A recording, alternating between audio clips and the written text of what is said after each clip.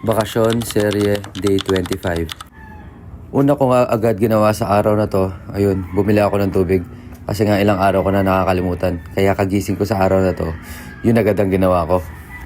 Then habang pauwi nga pala ako, nakita ko na nagtitinda ng taho. Kaya ayan, binalhan ko si Savin tsaka si Sam. Then after, ayan, sumilip ulit ako sa puno ng kaimito. At ayun, meron na naman nga isang bunga na hinog na pwede na ulit kainin. Then ayun, after, nakatoka nga kami na linisin yung pink house ngayon, no.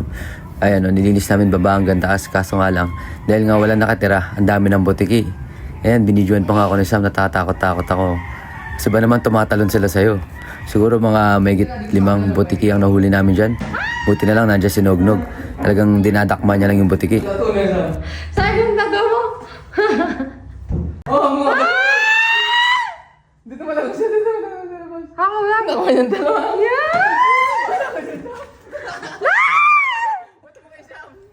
Dalawa sila? Oo.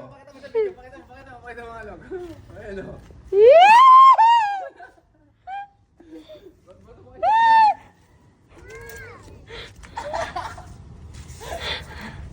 Ang galing! Yung ak dapat sinabi mo. Dapat pinlash mo na!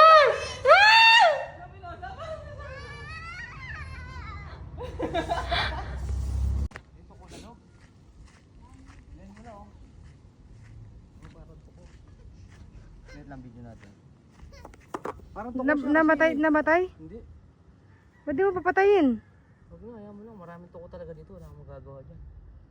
Sure, pupunta pa sa bahay yan eh. Hindi. Then ayun, habang naglalakad-lakad ako dito sa farm, ayan, nakita ko nga yung van na madalas namin ginagamit nun. Ayan, no. Pero na-stock na siya halos nung pumunta na kami ng Canada. Kaya ayun, dyan na lang muna siya ngayon. Then dahil wala naman kami ginagawa, ayan, pa-tricycle muna kami ni Savin. Ayan, no, enjoy na enjoy siya. Kasi sa Canada di niya magawa yan eh. Then dahil Friday night ngayon, ayan, napag-isipan namin na dito mag-dinner sa Cart City. At dahil nga tinulungan ako ni Nognog kanina na tanggalin yung mga butiki sa bahay, ayan, sagot ko yung isang bucket niya ngayon. At ayun, ayan nga si Rizan, dahil nakaisang bote na siya at malakas na yung loob niya, ayun, kakanta daw siya sa harap. At tapusin ko na yung vlog dito, panoodin nyo na lang.